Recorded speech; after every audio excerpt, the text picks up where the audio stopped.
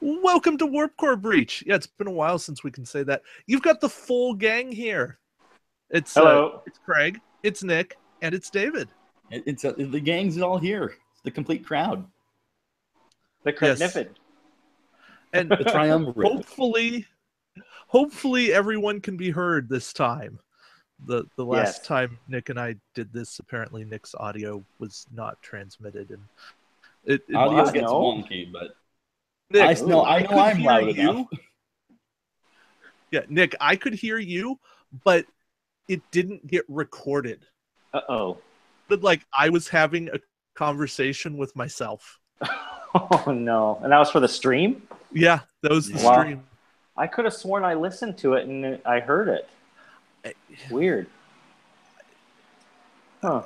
I don't know. The world may never know. I want to believe. We're not going to ask questions. No. Ours is not to wonder why. Or ours is not to ask why. I forget. There's something about that. I wish I could bail you out, but I didn't even know where it was coming from. Left field. That's the answer. Yeah. Certainly. So, why are we here? Well, StarTrek.com dropped the USS Grissom preview. Oh, yes. This morning was definitely something cool to open up my Facebook to. Yeah. So I'm in a group chat with, the State of the Federation past and present. Mm-hmm. And for a project that will be announced soon. TBA. And all of a sudden they're talking about stuff. And I'm like, how do you guys know about that? And then I go, that's how you know about it. So I'm reading my Facebook chat before I'm looking on Facebook about anything. Mm-hmm. And I'm like, okay, now it makes sense. So I would have bugged you about it earlier, but I knew you were up quite early the day before, and I didn't want to bother you. I figured I'd wait to hear from you. So I had a couple of early mornings this week, and today I chose to sleep in, and apparently today was not the day to sleep in. Bad timing. Just poor form. I should have known that previews drop on Thursday morning. They do, don't they? Well, next Thursday I will be up really early because Gen Con starts, and all 4 card packs are prizes at Gen Con. And their participation prizes, particularly, I believe they're loser prizes, where the winners are getting the same prizes from Origins. Oh, yeah. If you lose, you get a card pack. Oh, wow. Oh, darn. Oh. Gee, can I lose, please? That's a pretty good consolation. Yeah. Although considering the value of what you could sell to other prizes to buy all the card packs you want, it'll be available in like a week or 2 later. It is a matter of just kind of a exclusivity. Time convenience. Early. Yeah. So the notion is I have one of my buddies that I met at Origins, Kevin Fetz, is going to be at Gen Con, is going to be taking pictures of everything, and we will have it. So we will probably be doing this again for whatever packs Star Trek doesn't preview between now and then. Agreed. And so this will be kind of we should have a lot of new packs to be talking over lately. Oh, yeah. Oh, and really for the rest of the year, this is going to be a really recurring thing because we've got these 4 packs. We've got a new starter set. We've got Romulan faction pack. We've got Dominion faction pack. We'll have an independent faction pack. Mm-hmm. And then more ship card packs. So there's all these new things coming out. Get used to the 3 of us. There's going to be a lot to talk about. And if you don't like the 3 of us, sorry. Kisses. Yeah. It'll be okay, I promise. Put your heart out, Internet. We're 3 guys. We got nothing better. We've got nothing better to do than talk Star Trek Attack Wing. Well, that's not true, but we like talking Star Trek Attack Wing. Absolutely. Again, there's new things to talk about, like this lovely new Oberth. Plus, we make chat amused, so this is all good. Yeah, I'm coming to you live from the set of a film that I'm working on. So it's kind of neat being sort of film, TV, cool related. And what you see behind me here is... a lot of media going on. Oh, I know. This is like a whalebone vertebra. It's made from styrofoam that we've got. It's going to be used. And it just makes a perfect headrest. Like, so comfortable. It really looks like it was designed to be a pillow. Kind of, yeah. But we got to get back on track, so I miss some Grissom. Yes, so let me... Your opponent might want to be missing the Grissom as well. Yeah, there's some interesting thematic connected abilities going on here, so I'm going to assume that's tied into the show somewhere, but it looks pretty cool. I don't know, should we let David start us off? Let us in. Yes, I'm loading images. Unlike all those other hosts coming prepared with images, we make sure that you get the full experience. Well, I threw a monkey wrench in the works and suggested he do it a different way. So he's doing this to give us a better experience. So if we have to be a little bit more patient, then by all means. And the audience gets a little taste of the process. So let's crack that whip and get it on. Yeah. We're working. I can only work so fast. Chenandler Bong would say, "Whoopah!" Or sorry, Mrs. Chenandler Bong. At the very least, we could. These are taken directly off of StarTrek.com, so take your complaints about image quality to them. I've got it zoomed out quite nicely on my iPad Mini, and it looks great. So it's all on how it's presented. Squint hard enough, it all blurs together, anyways. Yes. So we have the USS Grissom. It is an Oberth class, meaning you need the USS Pegasus to have a model. Mm-hmm. Yeah, pretty specific. Says, sorry, not sorry. But it's a 2-3-3-2 for 14 points. For those of you in the audience who are good at math, you might realize that's not 20 points. Oh. Right. Goes from 20 down to 14. And that's really cool. Mm-hmm. So in big, bold capital letters, when this ship would be destroyed. So it's the only time the effect triggers. The attacking ship must discard one crew upgrade. If it can't, it takes an Ox Power token. Yeah, place an Ox Power token beside it. Yeah, and notice how it says when this ship would be destroyed, not correct. Is. Oh, I was waiting to point that out. We've got cheat and death shenanigans out the wazoo with this thing. Oh yeah. This is my new favorite cheat death. I stab at the Tasha ship. Your suicide bomber? Yeah, this is my new suicide bomber. The Fed are really good at it because they can bring along warp jump, and this is small enough for ramming attack, so this is the perfect suicide ship. Yeah. Oh, yeah. This makes me happy. And having it 6 points cheaper as well means you can fit more on it. It is a massively more useful thing. Because do you really want a 50-point suicide ship that may or may not succeed? No. You'd rather have like a 25 or 30 or something like that. I don't know. There's some cool Weapon Zero builds that you can do. Absolutely. I've done it with the oversized Borg cube before. So it hurts a lot less when you lose a 14-point ship as opposed to a 50-point ship. Yes. And here's the other cool thing. You have 2 built-in crew slots, and I say built-in because of a card that's senior staff is viable with this to get all of those talents you want for cheat death and I stab at thee. Mm-hmm. So. Yeah, I can see that. Being able to fit on even more space at relatively low cost. It's effectively a faction penalty. Yeah, which is not bad. So yeah, you could reasonably get up to like 4 or 5 talent slots if you tried the senior staff and good captains. Mm-hmm. And just to remind people, the Pegasus had this same slot outload. The difference was that its named ability was that it discounted tech by a point. Right. 2 techs, 2 crew. Which wasn't bad, but there's like no way that would ever compensate for the drop in 6 points here just on the base cost. No. No. And all you need is the other Tasha Yar to add some weapon slots to get on like Type 8s and upgrade it, and it'd be a little bit of a powerhouse. Super easy to do, and you already get up to like Voyager status. Yeah. Sorry, David, you said you can? You can run both of those because one's Fed and one's Mirror. And they actually have different names. Yeah. One's Tasha, one's not that Tasha. Too. Yeah. Yeah, that's what I appreciate the clarification. It's the two different Tasha Yars, or Natasha and Tasha. Yeah. Exactly. But the Grissom is just a really tiny, small, useful, utility-based ship that gives your opponent a reason not to destroy it. Yeah, and it's actually at a good price point to make it useful now.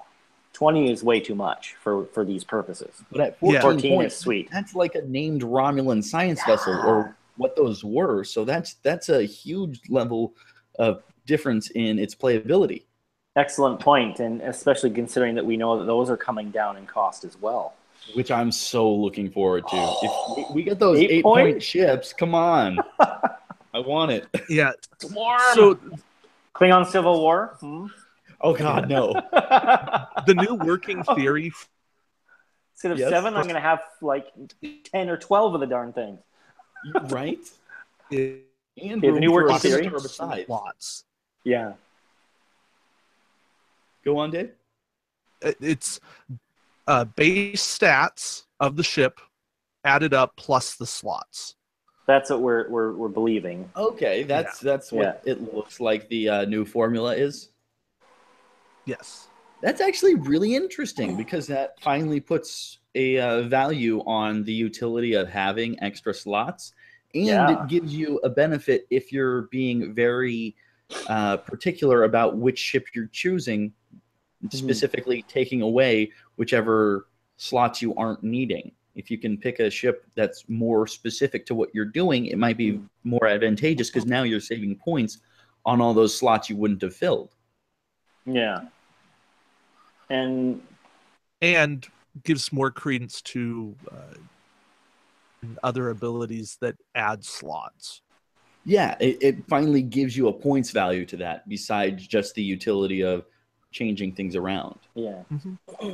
Yeah, and the generic Oberth class that used to cost 18 had 1 less shield and 1 less crew slot. So it was 2 tech, 1 crew.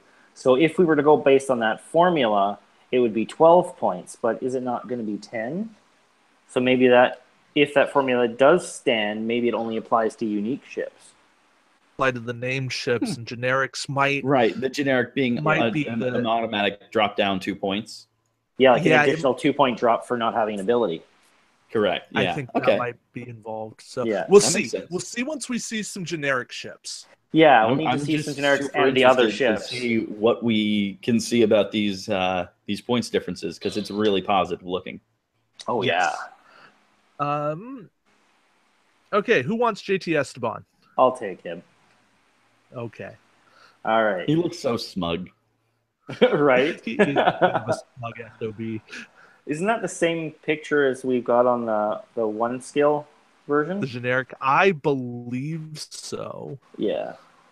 All right. Well, he is a 2-cost, 3-captain skill, unique captain. And as with the new format, the ability bubble or window is separated by a line. First section says the captain's discretion talent upgrade may be equipped to this captain.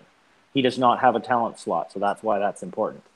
When this ship would be destroyed, in addition to the ship ability if he's equipped there, move up to 2 crew upgrades equipped to this ship to another friendly ship, even if it exceeds that ship's restrictions. So it's kind of like an escape pod ability, too.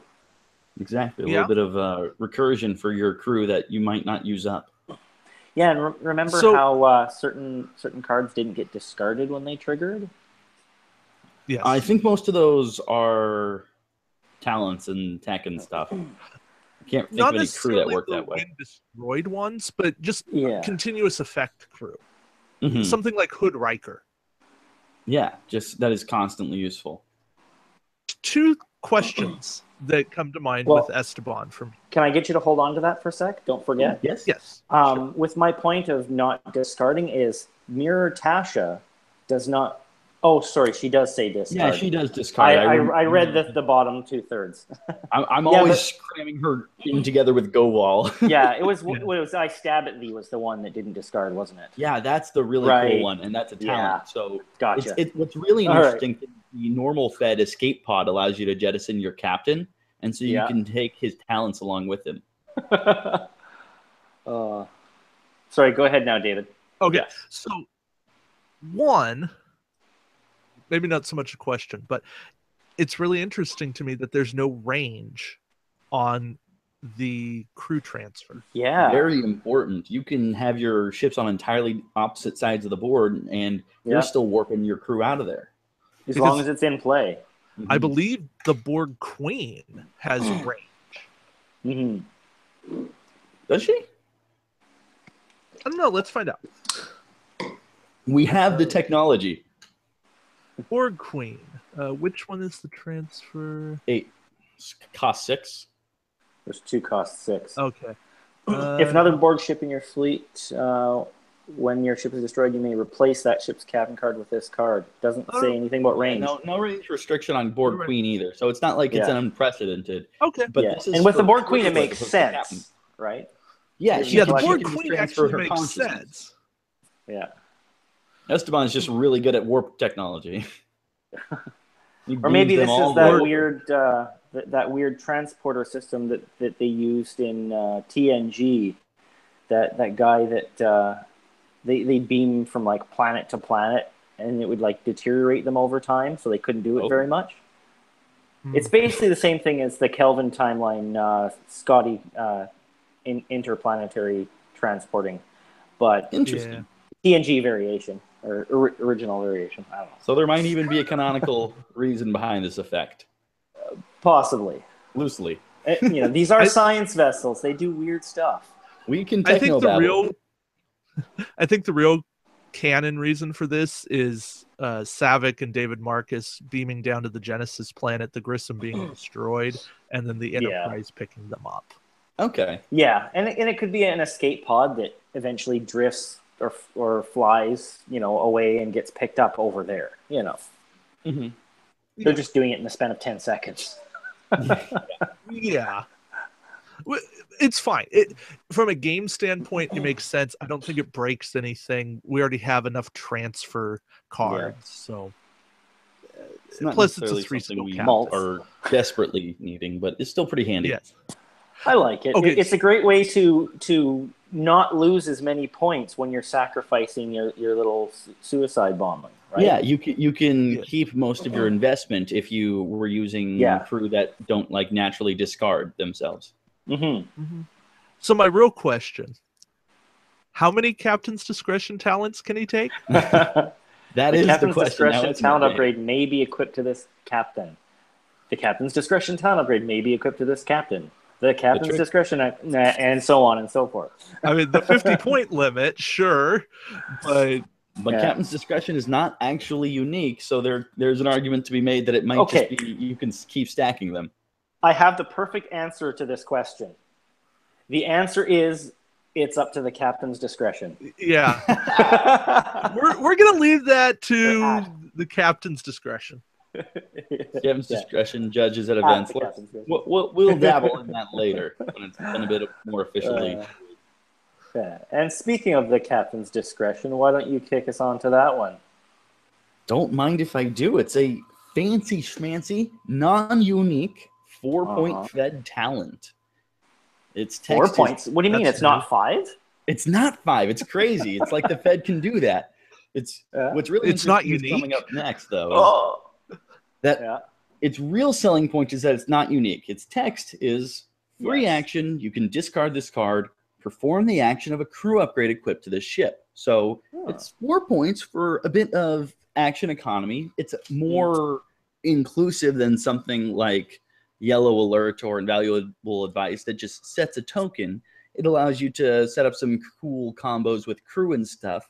But it's a little bit weird in the position that it occupies, because there's another 4-point Federation talent that functions very similarly, Flag Officer, that allows you to discard it to give another friendly ship a free action of any kind. Right. Which, while is unique, you can only bring one, seems to me a lot more utilitarian than giving your specific ship the one free action of a single crew upgrade, whereas Flag Officer gives any of the ships within range 1 to 2 a free action of whatever they want, be it an admiral action, a tech action, an action bar action if they want to. Mm-hmm. And the other thing I notice is, given it says free action, discard this card, it locks it down into the timing of when this occurs. So it's not something you can do later. It can only occur during that action step. Right. It's specifically saying only when you would normally be able to perform an action can you actually use this. You can't try and pull this off in between any of the phases. It's standard activation. Right. Or if you have an Ox token. Right. Yeah. No, you actually have to be able to perform that. Yeah. Yeah. This reminds me a lot of Agony Booth. Slightly worse. It really does. But significantly worse. Well, I don't know about significantly worse because it doesn't force you to discard the crew that you're performing. Does Agony Booth? I don't think it does. Oh, what was it? No, Agony Booth has strictly the positive that you can use it even if the crew is disabled. This has no benefit like that. Agony Booth discards itself to use the action of a crew upgrade as a free action. Oh, even if they're disabled. Yes. It's a point less. It's weird because it doesn't actually have a downside. It's just like added motivation. It's 1 point less. It is limited to 1 per ship, and you can use it on that crew even if that upgrade is disabled. It is worth noting that it's a tech slot as opposed to a talent slot, so you're obviously subject to whatever your ship can fit. Of course. And, of course, the other thing, too, is unless they change this ruling, when a card is disabled, you act as if the text is not there. So this one could not do the same thing. Correct. Yes. Without it having that extra text. Right. So all of that leads me to say that this should have been a 2-point card. Yes. A 2-point card, I would be drooling over this. This makes me think of Janice Rand, but like in reverse. Yeah. Instead of it being a crew that discards to give you a talent action, it's a talent that discards to give you a crew action. I like that kind of versatility. That feels very Federation, the idea that they've got similar costs to just get the same kind of effects in a bunch of different ways. Right. But at a 4-point, even as non-unique, I can't see particularly many places to put this in because there's just more utility cards elsewhere, be they Flag Officer, Agony Booth, or even something weird like Computer Analysis. In the very least, it should be 3 points because it's not limited 1 per ship. Sure. But 2 is the ideal, 3 is the functional, 4 is, well... I just, on the face of it, like this in combination with Alyssa Ogawa, just for the extra disabled economy. But I can't explain any reason why this would be better than Agony Booth for that purpose. You don't have a tech slot, or you want more than one. But other than that, Captain's Discretion, pretty medium talent. It does its job, but it could be a lot better and a lot more efficient in order to match the scale of power we're used to in the game currently. Yeah, but it's okay. I mean, it's okay that this exists. It's not like Federation are lacking for good talent. I'm putting it like a C-. I wouldn't say it's trash, but it's not what I'm going to for my immediate stuff. Yeah. It's a good card. It's not ideally balanced, so it's not as likely to get used, but it's a good enough card that it will see some play. But I would be surprised if like some people a top try deck. running it places. All right, I'm going to take David Marcus for my David to David. Not because he's necessarily any good, but because it's my namesake. So if a crew upgrade equipped to this ship would be discarded, discard this crew and discard this card instead. Okay, fine. When defending, discard this card. Add 1 evade. Okay, to me, this should be a 1 or 2 point card. Exactly. Those abilities, they're fine. I couldn't stomach this being a 1 point card, but as a 2 point card, I could see it. Well, it costs 3 points. We've got some history with cards costing only 1 point that it do something similar or better. At 2 points, that's the most that it's really worth for what it does. If this was worth 1 point, I couldn't think of too many other 1 point cards that were even on par. Well, so the first half of his ability is Govol. Yeah, the first half of the ability is Govol without the option to save disabling. Yeah. Which is a downgrade, so it would be a technical just worse card. It also works slightly better with Borg captains, but that's really a niche scenario with Govol. Nobody runs Govol with Borg. Nobody wants to run Govol with Borg. Nobody runs Borg captains. Ouch. Sad but true. That may be changing. Right? Right. I have high hopes for the Octahedron pack, but we're months away from that. So we have to look at the game as it is right now. So Govol, as it is right now, is the standard for a 1 point crew saving card. Mm-hmm. Okay. And this isn't an additional ability, it's an either-or ability. Correct. You could never use both. Both of the costs are discard him, so you're always choosing, am I going to do it for this or am I going to do it for that? Which you do have like the option of versatility, picking which one you want to go for. But yes, and that's why 2 points would be okay, but it's still 1 point is still a viable option. The reason I can't get behind 1 point is because in the past, anytime you have something that adds 1 durability, which is effectively what an evade result is, because it's always going to be preventing that 1 damage. So it's like having an extra shield or an extra hull value. Yeah, and I can respect that. I don't like the idea of seeing 1 point cards that give you a whole point of durability. Things like parametallic hull plating, that's 2 points for 1 durability. That's where I expect it. And this having the extra utility on top of being a 1 point for 1 durability would seem just a bridge too far. Well, to me, it's the slot consumption. Like, crew slots are at a premium unless you're on like the tiny prize or something like that. Mm-hmm. So, eating up a crew slot and having a discard, to me, that's at least a half a point variation there. But I'm totally okay with 2. There you go. Yeah. I just see things like Quinn and don't want to power creep too hard. No. Right. This doesn't feel any better than Quinn. Mm-hmm. At 3 points, it certainly doesn't. No.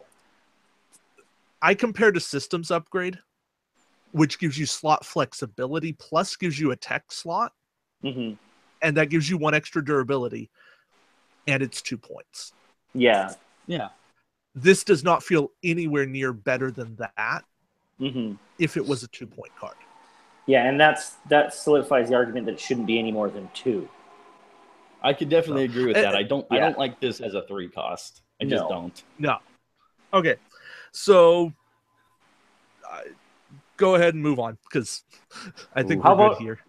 Craig, how about you do Saavik? I thank you for that because I've been looking forward to her. Yes.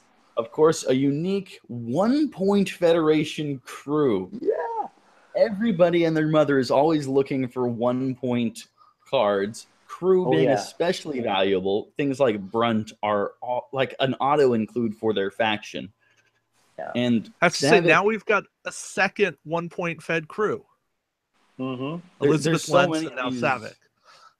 Teeny tiny Fed upgrades going around now. You can really fill out your slots nicely, but what she gives you is really, really interesting. While you're defending, if you're within range 1 to 2 of a planet token, so very, very scenario dependent, you actually get to convert one of your blank tokens, your blank dice results, directly into an evade result. Yes. That's crazy. This is like William T. Riker's Long Lost Love. You get all the conversions forever. Oh, yeah.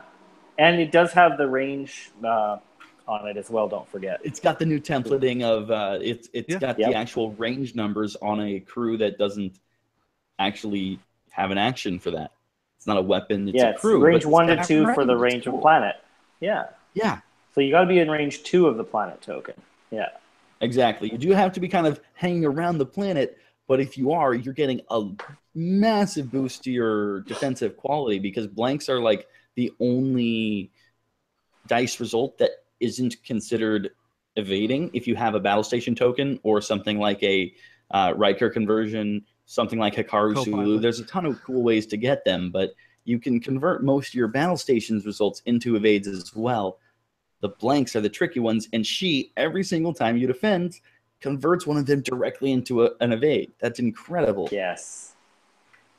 So you're going to be orbiting that planet. Yeah. You are going to be hanging around. This thing is like Voyager's perfect support card. Stick this on there with like Ahab Picard, Elizabeth Lenz, William T. Riker, Unimatrix shielding. You're never dying. It's impossible. Oh, man. It's really a super defensive card for super cheap. The one downside being that you have to be playing a game with a planet token. Otherwise, she's worthless. Mm-hmm. I don't know. So I was listening to State of the Federation. I think it's their episode 10. Those are a little ambiguous. I believe the justification or the answer they got to is that if both players agree, you can add a planet to any mission. Interesting. So you could be at an OP and be like, "Hey, so do you want to add a planet to this?" Yeah, you have to agree though, and people are going to say, "No." And if I see you running Savick, I'm going to say no. If you both have Savick, or like someone's trying some weird Hazard strats, I'd be like, "Yeah, sure, I want to see this happen." This actually really makes me want to run Savick and Hazard together. Hazard being the Bajoran captain that reduces all attacks against you by 1 attack die while you're hanging out by a planet. What about just never take damage? What about resurrecting the Interceptor? That you could do it on a maneuverability build. That'd be crazy. Yeah. If you're on a planet, are you within range 1 to 2 of a planet? Yep. Flat, yes. So here's the thing. If you're overlapping a planet, say while phase cloaked, are you in range of the planet? I think you have to be. Wouldn't you be? So my justification for that... Oh, go on. One at a time. Yes, exactly. Oh, okay. So my justification for that is the oversized Borg cube. If you are on the base of the Borg cube, you are at range 1 of the Borg cube. Okay. That's good to have. That was going to be my thinking, because I knew that you could actually be on another ship's token, at which point you were still considered within range 1, even if that was a token that existed. Or that's one of the differences between Star Wars and Star Trek X-Wing Attack Wing, where you're not able to attack the person, you're overlapping it with Star Wars. Correct, because Star Wars is more about like dog fighting, whereas this is and the more scale abstracted. Is so different too. Correct. Yep. Mm-hmm. But yeah, Savick, nothing but good things about her. Love it. No kidding. Yes. Excitement. If you can run her on a planet scenario, run her. Yes, please. Oh, and before we move on to the next card, I just want to bring up, since we've talked a lot about point values, do either of you think this card would still be good at 2 points? Absolutely. Yes. Converting blank results, craziness. I think this is like a straight upgrade to Elizabeth Shelby if I'm playing with a planet token. Yeah. That's the way I think about it. Unless you know that your opponent's running Borg, in which case Shelby is better. Right, unless you're like playing Tucker. Yeah, we speak of Tucker's California regional build where it was all Borg. Oh, like a wrecking ball. Literally, he had 2 spheres. It was great. All right, we love you, Tucker. Coming up next. All right. We have non-unique crew, 3 points, Federation Helmsman. Action. Place an auxiliary power token beside this ship. Perform a white 1 straight, 1 bank left, or 1 bank right maneuver. I'm going to stick to Admiral Forrest. I mean, especially for 3 points. If I've got the option, of course, I'm sticking to Admiral Forrest, but this is non-unique, and I kind of look at it in a similar place as Engage. How many other green maneuvers do you really have on your dial? This is like a non-unique crew version of the Engage talent. Dave did have a little phone call, so he's dropped from the call for a moment. But what do you think about it, Nick? The idea that Federation Helmsman kind of fits in a similar spot to Engage and has at least some utility for being non-unique and a crewman rather than a talent slot, which you might be limited by cheat death or something. Yeah, I'm definitely cool with that concept, and it's also handy for a ship like Voyager or any of the Intrepid class ships that don't have a 1 straight. Especially the ones that wouldn't otherwise have access to that, yeah. Yeah, exactly. And it does suffer from no 1 banks. Sorry, 1 turns, forgive me. It doesn't have the 1 turns that the Forest does. So the costing, to me, again, seems a little off. I kind of am with you with the costing. It does, again, Engage isn't Engage a 3-point talent, but I think Engage is also a bit out of date and pretty restrictive for what it does. Yeah, so it's a starter. Might be good to get an upgrade to that.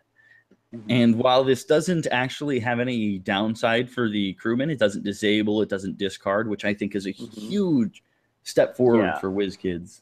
It is something to consider. So I would be comfortable with this at a 2-point crew, but I think as is, it's still reasonably playable because there's a lot of ships that might want to perform a big white maneuver and then get their little Engage boost off of that rather than going for the double green every time, because greens can be very restrictive. That's true. And this one doesn't matter what maneuver you did as long as you can actually perform an action. I know a lot of ships that have white turns maneuvers, full 90 turns. I don't know any ships that have a green turn maneuver. No. Other than like Borg spheres, cubes or stuff. Oh, and that's not even technically a turn. Speaking of, this actually might work very decently on a scout cube, giving it access to bank maneuvers where Engage wouldn't. Yes. Even if you're, like, say you're already using your Admiral for Admiral War for Golma Dread or something else where you couldn't run Forest, Federation Helmsman might be a neat trick to run on your scout cube, specifically 608, because you can then discard him to perform a green 2 straight and clear that Ox power. So it's a really neat maneuverability option there if you've got the crew slot open. And the other token, or the other part of that as well, is you can have 1 ship with Forest, 1 ship with Engage, and another with the Federation Helmsman. There you go. But now your fleet can get those extra movements. It's getting an entire set of extra maneuvers. If you can get like a few quality captains or just decent ship abilities, like of course the Defiant that gets bonuses when out of arc and stuff like that, you could put together a pretty obnoxious setup. I like it. I like it a lot. And for those of you that have listened to my Nick's Intermix, where I've gone on and on about movement and extra movement, this is just one more tool in the belt. Every time I go to a new OP, it convinces me a little bit more. You know, maybe I should bring some maneuver cards next time. Yeah. I just was recently reintroduced to my love affair with Romulan Pilot after seeing Mr. Fletcher running Romulan Pilot on the Xindi Weapon Zero, which with the oversized base, that 1 bank suddenly becomes a lot bigger, and he's getting offensive power from the scan token, and he's getting at range 1 because he just took this huge leap forward. It's really impressed me and it makes me want to like start looking at more extra maneuver cards like Federation Helmsman here. Yeah. So I'm definitely a fan of extra maneuvers, and I like seeing the change from disable this card, discard this card on every single card. Old crew are just painful to look through. I hear you. So Ox Power, pretty easy cost for this 3-point card. Goes up to 4 points on a faction penalty. Not terrible, but pretty all right. I like it. It's generic. It's something you can throw into anything and could be part of a big, broader strategy. All right. Sadly, David is still AFK. Yeah. So shall we just continue, or do you have the ability to change what slide we're looking at? Not, of course, on his screen, but can you present to the audience? That's what I'm checking to see if I can. Or is that specifically a David Prince privilege there? Sorry, what do you need switched? I'm back. Oh, yeah, you're back. We're moving on. We've just finished hashing out the Federation Helmsman, decrying his niche uses and a little bit of praise for WizKids finally figuring out that not everything needs to die after a single use. Exactly. That's a very good thing. So, reprint territory. William. Oh, reprint. Riker. Okay. Riker, I hardly even know her. That's the old jokes, of course. Yes. See, if I'd really planned ahead, I would have gotten a side-by-side with Riker and old Riker. To show the new layout and templating and how they're going over effects nowadays. Yeah. But this is Pegasus Riker redone. Good old skill Riker, very useful for boosting your skill to absolutely absurd amounts. Of course, with high skill captains like Carr, you can do really nasty things to your opponent. Mm-hmm. Well, how about I go over the old version and then you can go over the new version? Sure. All right. So the classic version, the ability says your captain's skill number is +3 if your captain is disabled, or if you have no captain. Your ship's skill number is a 5. If you receive communication failure or injured captain critical damage card, immediately flip it face down. So it's very similar, but it's been reformatted. Mm-hmm. It's had the text changed around to be more readable. It's the old text, of course, comes in like block paragraphs and is no bolding or anything. It's just normal punctuation with separations between loose ideas. Right. Mm-hmm. Yeah, and the nice thing about having the line division is that they're independent of each other. Mm-hmm. You can see where one effect stops, the other begins, and see what the overall setup for that card is. And especially separating things out, like the specific effect of this ship's captain skill is 5 if that happens after the captain being discarded or disabled. Making sure that's all one setup makes it very clear what it's going on about. Point being is that like the third ability is not dependent on the second ability being triggered first. Yes. Which when with paragraph mashing and things like that, that's not always clear in the old format. There can be some confusion about that, and you want everyone to be playing on the same level playing field. Right. And this does make it clear. I have to say, I like the old art better on Riker. Mm-hmm. But that's a personal thing. That's a personal problem? Or personal preference? A little bit. But I like the formatting on this Riker better, so... It's definitely a plus for readability.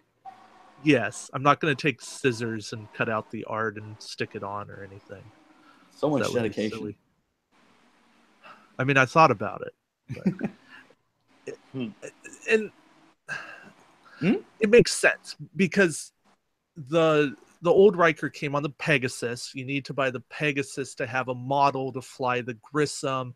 This is the card pack for the Oberth class. This is the time to reprint that Riker.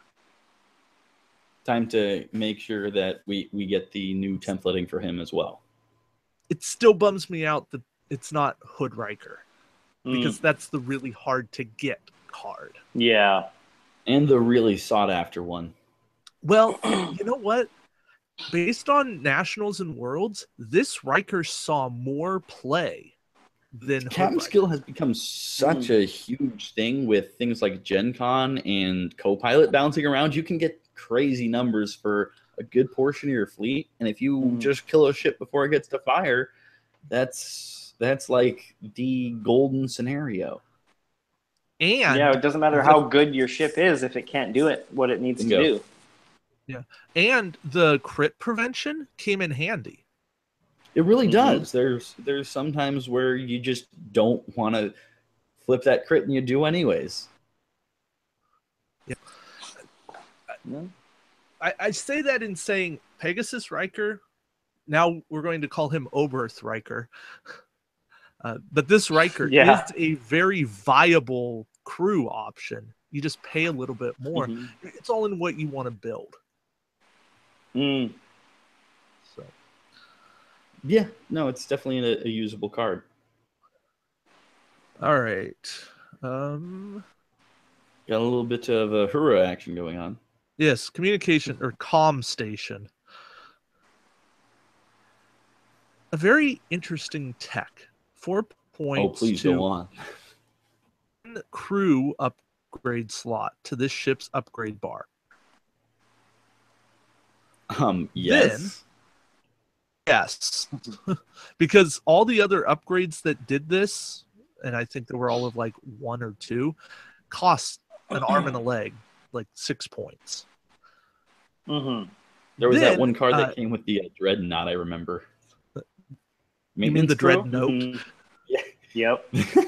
6 points if on that ship. If specifically. 7 on anything else. Yeah. During the activation phase, disable this card and target a friendly ship. Note the range 1 to 2 on the card. This game round, replace the captain skill of this ship's captain with the captain skill of the target ship's captain. What were we just talking about? Captain skill? Yeah. Captain skill getting to crazy numbers, and now you can put those crazy numbers on even more ships. It's essentially a friendly only use as an action, disable this card version of Khan Sing, unless you're targeting a lower skill captain. Yes. Yeah, I like how this one doesn't say as a free action. You just disable. You have to do it during the activation phase, but you disable it. You Correct. Don't have there's to pay an no action. actual action cost to this. You just get to perform that as long as you pay the cost of disabling. It's a little bit similar to 7 of 9. I remember that the crew one allows you to disable her just to place a battle station. And this has some pretty natural synergy with the emergency medical hologram, who can disable to prevent your other tech from disabling. Yeah. Run him as a crew and all of that good stuff. It's a cheap 2 points. That's like a little bit of action economy for this. Now, it does have this weird symbol in the top left, the X. And we're pretty sure this is the 1 per ship symbol. Dave, you know what this is? This is arc. This is showing that you don't actually have to have it in any of your firing arcs. Isn't that what the... No, arc that's different. I thought that arc showed up on one of the other previews, and it was lower. It was in the middle portion of the left bar. Yeah. Oh, okay. I see what you're saying. You're right, because it also shows up on some other things. Okay. Yeah, and Tucker and some others have mentioned that at the previous event, it was stated that this is the 1 per ship icon. So this is the like pseudo unique card of you can only have 1 on your specific ship. You have the no icon, you have this icon, and then you have the star icon. Okay, it's good that we got that out there. And that saves you a lot of text. Oh yeah, right. It saves the no ship can have more than 1. It's like and it's even longer than that. Yu-Gi-Oh! It's just a quick way to get a lot of information out all at once. Yep. So, assuming that's what it is, this is still good. And in fact, this is what you'd want it to be, because adding a whole bunch of crew slots has problems. Yeah, because it's not like it's impossible to discount tech. Yeah. I'm actually a pretty big fan of this card. Yeah. I see a lot to like. Yeah, I like it. Like the 4 points seems a little expensive at first, but the more you think about it, you're like, yeah, I'm okay with that. I mean, if it was taking my action, I would think that 4 points is too much. But for the fact that it's a non-discarding card that only costs 4 and performs for no action cost, I already am looking at this like, okay, so what does it do that I want it so badly? But I'm definitely looking at it like, maybe I want it badly. Yeah, it's like 4 points for a crew slot is rather high, so you won't be using it just for that all the time. But you will me on occasion, but its added ability to duplicate captain skill, that's well worth the 4 points. That could be incredible, because it can be really hard to get some captains up to usable captain skill, despite them being really, really useful and effective. One of my favorites low skill captains that I just feel never gets play is Tar, this little 2-point Ferengi captain that slaps a battle stations token on you. But he's at 3 captain skills, so you can like never run him if you're gonna be fighting at all.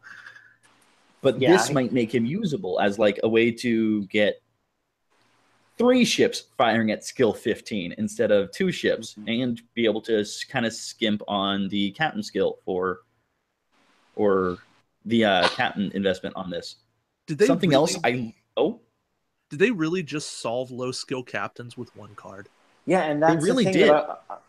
And the timing of it is such that you still move with your low skill, and then you can attack at the high skill. Right, which is super utilitarian. Right. Gives you a lot of... That makes them better than high skill captains. It gets even better when you consider that this does actually count as a tech slot. So if you look at Vanek, the Vulcan captain who discounts Federation tech, you can run this alongside emergency medical hologram at 2 points for the both of them combined, and essentially get 2 uses out of this, making sure Vanek is, instead of skill 5, skill whatever the heck your highest skill on the board is, essentially. Yeah. So very easy combo. There's all sorts of options. With a lot of room for expansion if you can fit in more tech slots, if you can fit in more ways to fiddle around with that, and it's just giving you a ton of crew slots automatically. So there's a lot of cool things you could do with Comm Station just off of comboing on discounts and slots alone. No doubt. Okay. Very big fan of Comm Station. I think that you should get at least 2. Oh, no doubt. No doubt. Did you have something to say, David, or shall I move on to the next one? No, it's nothing I can't say in wrap up. This makes me happy, but also frustrated. Yeah, it took them so long to do this. But we're glad it's here. Yes. Better than ever.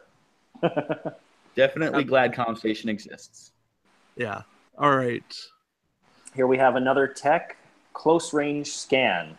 It's a 1 per ship, 3 cost fed tech. Activation phase. If this ship performed a scan action, disable 1 shield. Place a scan token beside this ship. So at the cost of disabling a shield, you get a 2nd scan token, which you can use to trigger, Spocks and Dimitri Valtaines. You can reduce the target's defense by 2 instead of 1. And to point out, I'm almost certain that this means that this is an optional effect. Yes, that was something I raised before. Is a you may code for you may. Yeah. So this is not mandatory. Mm-hmm. And if nothing else, it has to do with the fact that there is a deleterious effect here. Mm-hmm. So you always have the option to not do something if it's your own card. Correct. Right. You never have to pay a cost if you don't want to. Right. There you go. Yeah, and I just like throwing out deleterious. Let's make deleterious. There you go. One thing I like about this card is it works very well in combination with improved deflector screens, because it ensures you will always have a shield to keep it from getting discarded. Yep. I'm specifically interested in how many people are going to try and combo this with Magnus Hansen to try and use it for extra evades, not realizing that they just lost the same amount of durability disabling that shield. Right. I remember Dave telling me about this combo someone had set up that essentially performed an evade action by going through several crew, disabling and re-enabling and comboing. What about Chekhov that raises your shields? Scotty and Data, there you go. It essentially added one durability. You could bring in Bounty Chekhov. Yep. That instantly raises shields. Yeah, so it re-enables your disabled shields. So you could re-enable that 1 shield at the cost of, what is that, a 4-point upgrade? If you want to use another, it's a 3 cost. If you want to put in like high energy sensor sweep, you can get the free scan for 1 shield and a placement scan token for a 2nd shield. Yeah. Close range scan plus high energy scan. You can disable 2 shields, and because you got the free action scan, you can place the second scan. So those two might go together as like part of a big disable all my shields, re-enable them with Scotty kind of thing. That I like. That's cool. It's expensive. Yeah. That would be like what, 7, 8 points? But still 6 points, isn't it? I think it's 3 a cool idea to be able to just throw 2 scans down in addition to your normal action. Yeah. Even if it does cost a little bit of disabling. Hess is 5. Oh, it's 5. Right. It's been a while. 5. I used to use it a lot. Yeah, so that would be an 8 a lot of us used to use it a lot. Yeah, and then plus check off or whatever. But then again, if you're running like tech discounts or stuff like that, what about there's some possibilities here. What about on the Dauntless? You know, this is the biggest thing that's come out of today. Tech discount. Yes. Right? We are looking for ways to discount tech. I'm telling you, man, Vanek is the new like tier 1 meta. It's not actually, people. Don't do that. I wouldn't go that far. Maybe tier 2. Right. He might be tier 2 to be like within his grasp just because of how much versatility Fed tech gives you. That's such a broad category these days. Yeah. But I think we all like this card. Yeah, yes. It's pretty specific in where you want to use it, but when you're using it, I think it's pretty cool for giving you the option to get into double scan economy, which is pretty hard to do otherwise without abilities like placing scan tokens, which is just doesn't come up all that often. Yeah, well, and usually for the sake of argument, without getting too nitty-gritty into rules, let's say they make it so you can only activate one ability per token, not just one upgrade card. Then the whole Enterprise A combo with Spock needs this in order to have 2 scan tokens to get the bonus die from the A and the Spock conversion. Okay, so that's being revamped?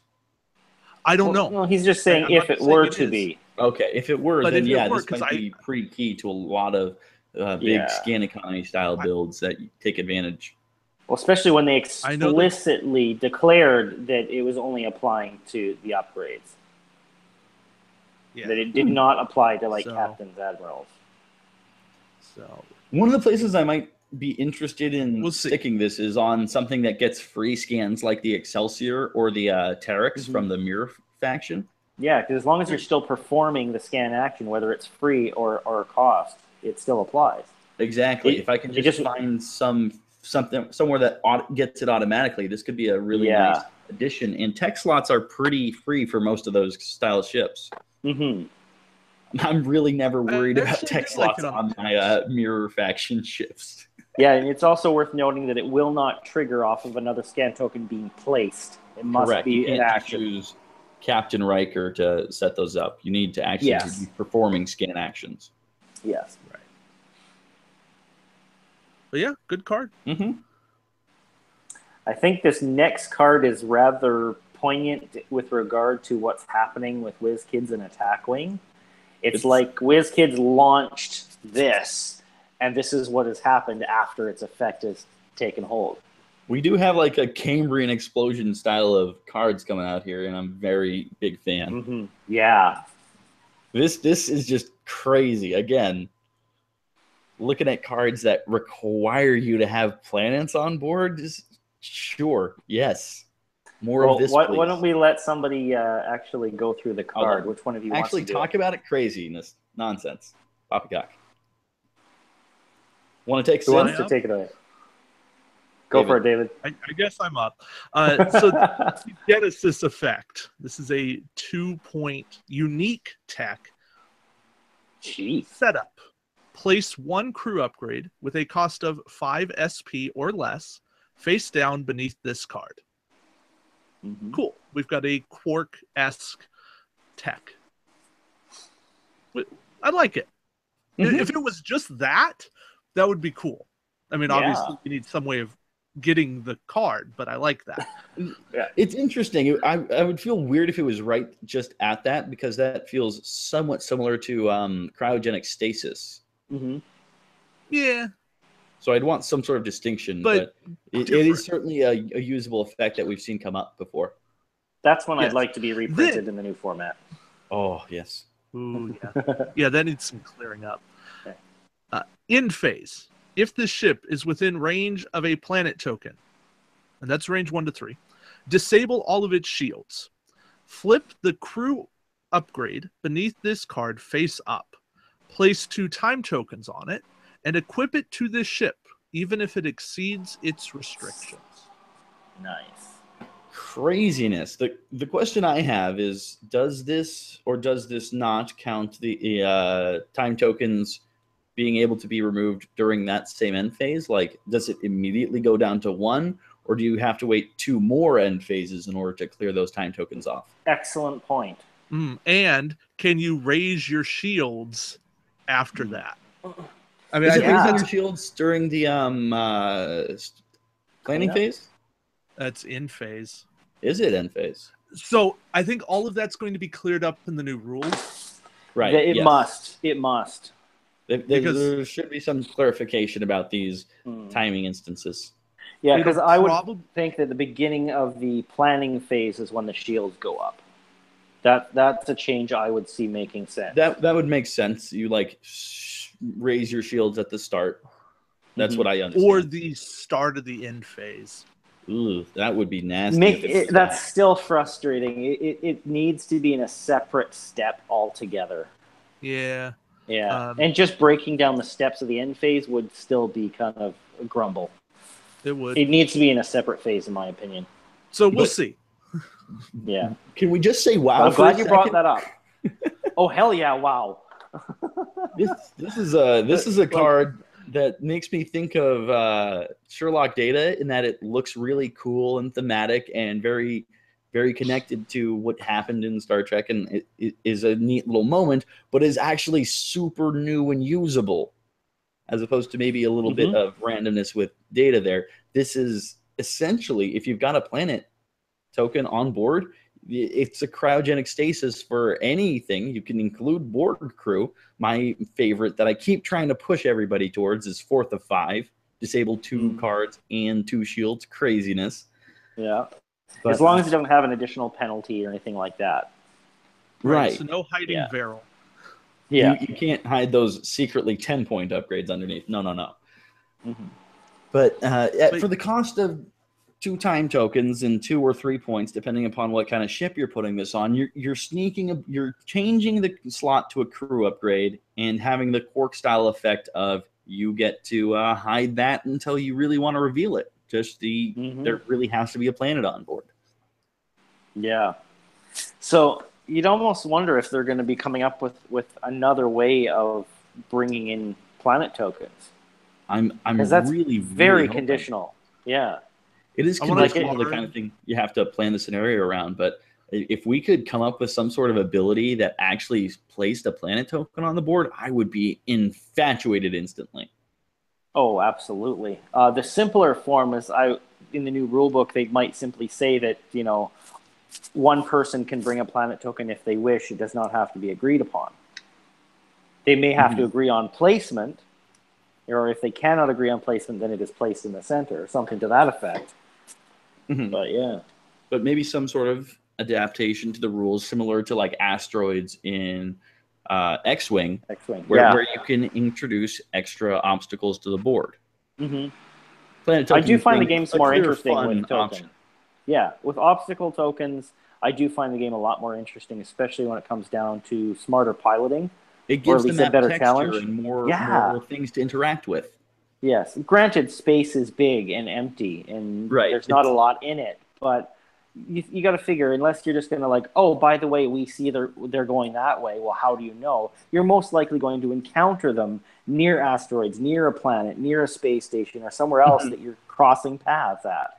And even if you don't care for the conceit, I think there's value to mechanics over the conceit in this case. Of course. Definitely. But the Genesis effect is just a really nicely cost, tiny little upgrade that gives you really big potential in picking out a crew. Whereas Quark covers tech and weapons, this can sneak you on a crew that your opponent doesn't get to plan for, can't disable, can't interact with in any way until you've brought it out, at which point it starts churning through some time tokens. But Cryogenic Stasis already did that and cost more, so I'm not terribly worried about that. That seems like a pretty fair cost. And just to clarify, you can't put this under Quark, just like you can't put Tribbles under Cryostasis. You technically could, but then it would not have an effect because its setup effect would not trigger. You're allowed to put it there. It's just worthless if you do, because it's not around in order to get its own hiding. Yeah, it's just like a little disappointment. Like I don't get my frozen Swedish meatballs with the cryo Tribbles, but but you know, it's practical. It makes sense. That's a way to save Serrano if you don't want to have him going through all the hassle of dealing with Tribbles all the time. If you ever just want to see him chilling out, there's your way to do it. Well, you just need someone to toss up an airlock. Don't try to assimilate Cyrano Jones, because then you get Borg Tribbles. Oh no, bad ideas include. I think Borg anything is a bad ideas include. There very much is that. I don't know. I think the 1990s could have stopped the Borg with Furbies. Oh God. I think the Furby. I think they were assimilated Tribbles. They were already assimilated Tribbles. That's how they got their advanced AI. It was really the Borg. Yeah, well, especially considering how they would glitch out, and you could teach them and activate on their own stuff. Start twitching around. Yes. It was freaky. Yeah. Yeah, okay. They vibrate their way off of shelves. What a weird time. Maybe it belongs more in the supernatural category as opposed to science fiction. Right? It's the thing you talk about, and suddenly a chill runs down your spine. Not the Furbies. Like Martin Short in Inner Space. I'm possessed! Oh, lovely lines. What was that, Dave? Yes. Okay, I'm going to try to rein in the show. Rerail us, Dave. Hack as a whole, I believe we are all of similar impressions that this is one of the best things we've seen in a long time from WizKids. Yes. A lot of really cool niche applications for a lot of really value cards, and the pack itself and the ships going down in price. Oh my God. I'm blown away. Things are happening. It's crazy. It's new. It's fashionable. It's everything's changing. We can rebuild you. We have the technology. We can make him better. I think we can say that good things are worth waiting for. There you go. Yes. This is the first step in the road to reworking Attack Wing, and it's a pretty positive one. Yeah. I think there's a couple of small bumps here, but it's still a work in progress. Nothing's perfect, but the overall impression I have is, well, it's a design philosophy.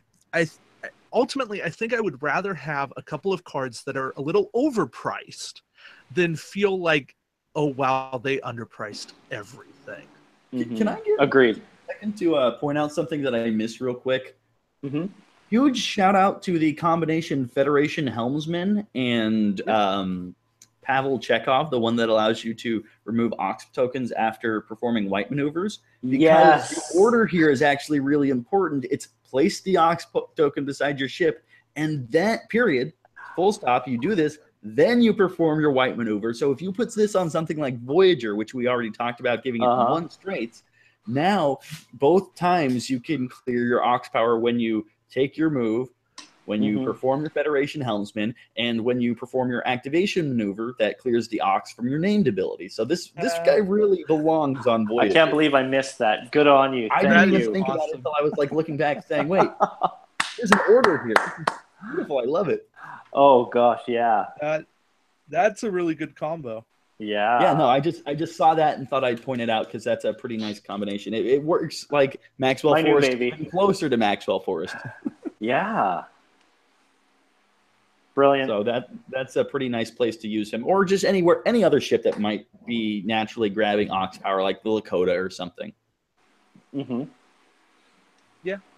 Or even just to be resistant to the enemy throwing Ox at you, which I see becoming more common. Yeah. Pavel Chekhov is just pretty utilitarian for just giving you more maneuver options. He's often been a staple in my builds. It's a shame he can only go once. I find he works a lot better than I expect, even when I just don't necessarily have an explicit use for him, just giving me more options after a come about. So that's definitely exactly. That's definitely a combo I'm going to be considering going forward. Oh, I definitely enjoy him on like the Scimitar when I'm going mixed. Great. Scimitar, just all the options. They're all it's like, good. oh, I'm going to do a come about and a 6 straight the turn after. Bam, Surprise. I can still act. Get wrecked. Worst case scenario, Terrace, discard a crew, 360, boom. Terrace is a ton of fun with like disabling crews. So oh yeah, started. And Terrace works well with Federation helmsmen. Just saying.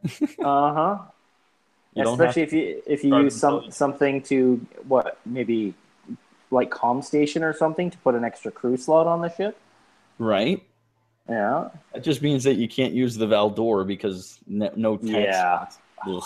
That's a whole other topic, but that's I love Terrace on the Valdor just because you can take that green maneuver and basically be guaranteed to fire at anybody with that bonus dice. Oh, absolutely. Well, that was a tangent again. But yeah, one thing I want to note is this used to be called the Oberth class pack. And that led me to believe, or at least hope, that there might be multiple unique named ships in a pack. But according to this page, it's being called the Wave 1 USS Grissom Attack Wing Card Pack. So given that it even says in the text here that it has each pack will focus on a particular ship and contain fun thematic cards, et cetera, et cetera. So this is definitely going to be a single ship only. It's one package deal. It's a little disappointing that it's not going to have multiples, but the cards that are in it so far are a fantastic addition. So I'm not complaining. It really is worthwhile, and it's nice to have final confirmation that it is still going to be the same unique generic combo for all the packs. Yes. At least we have that to rely on and know what to expect going forward. Mm-hmm. Yeah, I'm disappointed that they didn't show us the generic ship. Yeah. Of all the times to give us the generic, this would have been the one time. Mm-hmm. But I get it. Oh, yeah, and it does say in the text, even the generic version of the Oberth class ship has been reduced to 12 from 18. Okay. So that further supports... make it clear. Yeah, and that further supports the premise that the point cost is now adding the stats plus the slots. Because we have 10 stats and 4 slots makes 14 points for our name. And we've got 9 stats and 3 slots for the generic, which adds up to 12. One of those shields and one of the slots, yeah. Slots there. So that does support that theory. We'll know more once we see the upcoming card packs. Confirmation will be on the way, but it's looking like a reasonable trend. Mm-hmm. Watch them do that for all of Wave 1, and then Wave 2, it's a complete... And then Wave 2, they just throw it out the window again. Hang on. They did say that the points would be differed between the small ships and the large ships. Yes. So there may be a different formula with that regard. You couldn't do that for the octahedron. No. That would make a ridiculously cheap ship. Okay, now we're all looking it up. Shout out to the Oberth for having white come-abouts and no red maneuvers. I wasn't necessarily thinking about the class of ship when I was looking at this, but that's still just a pretty fantastic dial. So even more props to a 14-point crazy ship. Yeah. Yeah, if they did that for the octahedron, it would be a 27-point ship. Yeah, 27 points. Yikes! I want a 27-point octahedron. I want it so bad. No, you don't. And that's the main version. Dave, you don't understand how much that would mean to me, Craig. Okay, it would be a 17-point support vehicle. Talk dirty to me, Dave. Well, here's the one saving grace to that concept, though, David. The extreme cost of Borg upgrades. Ugh. Cross-faction. Yes, but you'd have to put in something like that, like cross-faction penalties on Borg would be higher. That could be a new rule. They won't do it. Granted, but yeah, that would be a way to do it. You would have 23 points to play with for upgrades on a board ship. More if it's a support ship. I don't want to play that game. It just gets better and better. I don't want to play that game. This is all in jest. We would never, ever want a 27. We don't condone this concept. Dreadnoughts are a thing of the past for good reason. I have a feeling that anything that has an attack of 5 or higher, or maybe any stat of 5 or higher, those stats might be cost 2, right? I would hope. I am going to be interested to see how the formula applies to larger ships, because it makes sense for tiny ships who have the innate detraction of like they're tiny and easy to kill, easy to pop in one shot, to have a sort of discounted price. But I don't think that they would make the mistake of making that hold directly as like a 1-to-1 with bigger ships, because consolidating stats has been so clearly shown to be more effective in the past that I think they would at least learn from that and realize there's extra value in putting them all into the same ship.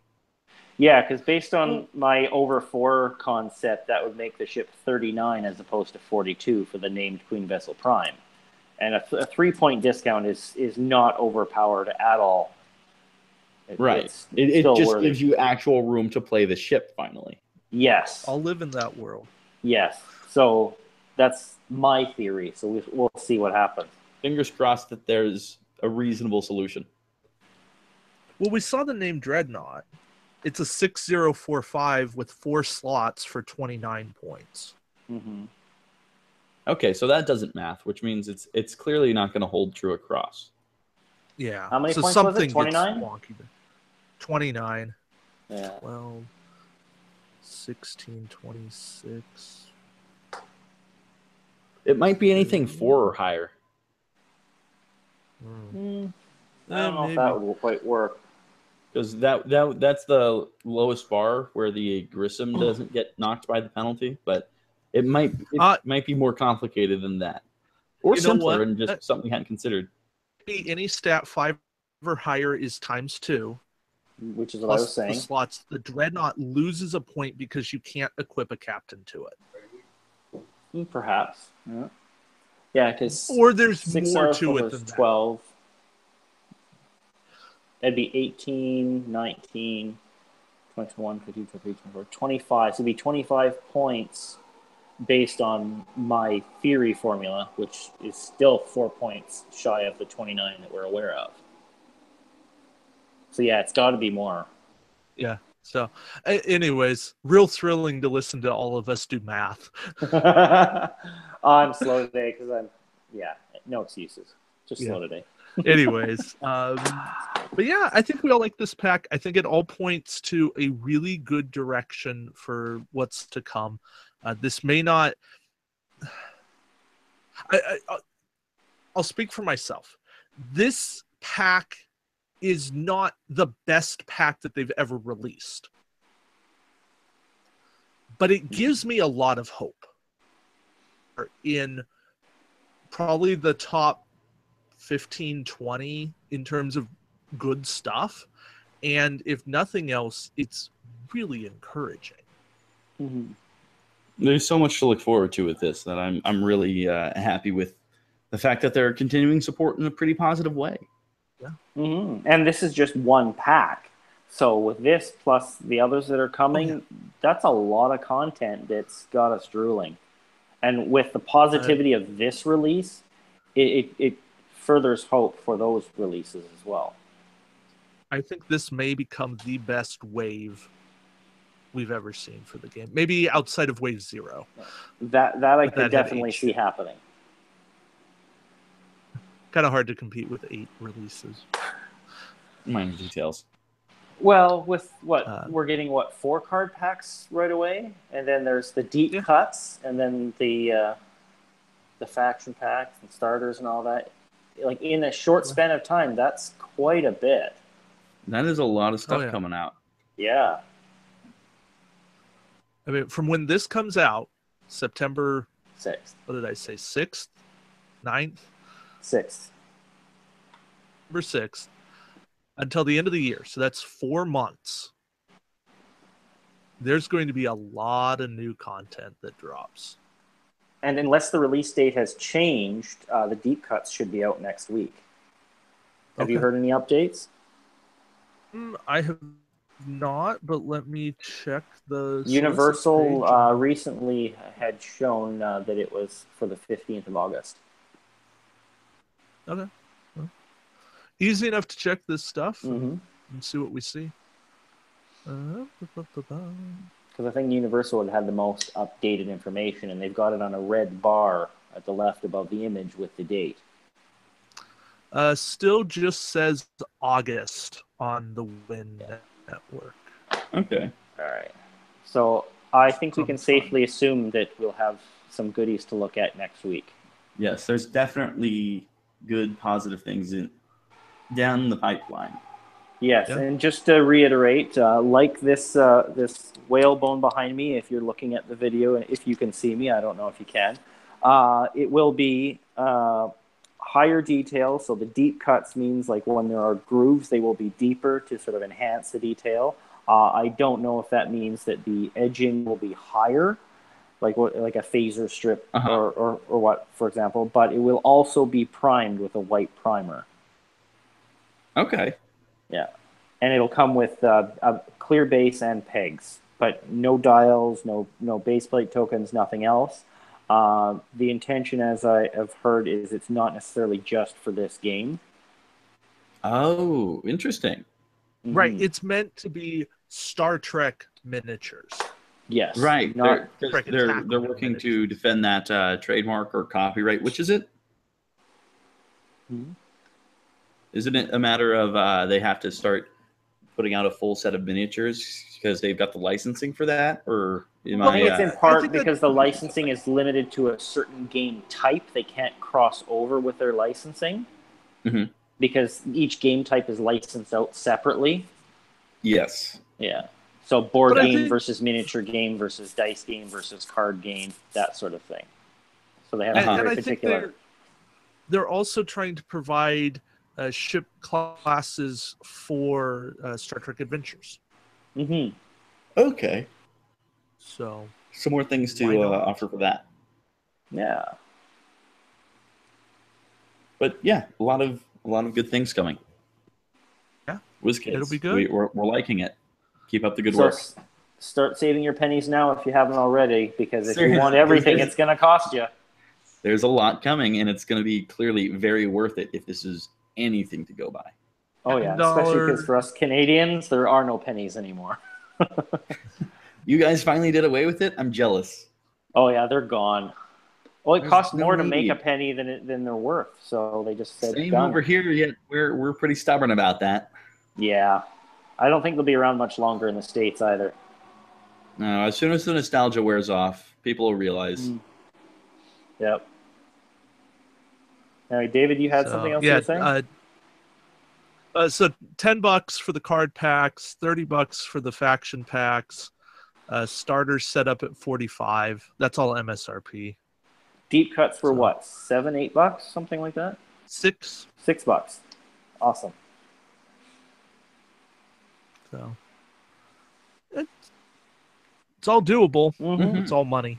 So you just got to have it. A lot of value on offer here.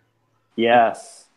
And the nice thing about it is it appears to be a good setup for people who already own everything or a lot of product in the game and people that are starting from scratch. That's my big thing. Is I'm very impressed by the selection of cards for someone who's never played the game before. This is actually has a lot of really good self combinations and decent brings. Yeah. JT Esteban combos really well with pretty much all the crew here. The talent Captain's Discretion works really well with Federation Helmsman. Comstation means that the low skill for JT Esteban isn't as big of a deal. It's just so much that's coming all together in here works if you combine it on the same ship, in addition to if you're just picking and choosing the absolute like top tier things to cobble together into your bigger, broader fleet that you've built up over years. One thing that we didn't cover that I think might be an idea is to discuss synergy between this pack and the Pegasus pack, which is required ownership in order to run the Grissom. Right, because you know that if you're running this, you clearly have are running the other things. Yes. That does make sense for what you could put on the Grissom, but I think that it's not the most useful because you can also take these cards off of the Grissom and onto a bunch of other ships and stuff in your fleet. Because as cool as it is, I still don't think the USS Grissom is going to be a hugely played model just because it's not very combat effective. It has a unique slot layout, but it's clearly a support ship. So if somebody's not wanting to spend points on that, it's still probably going to be a pass for them.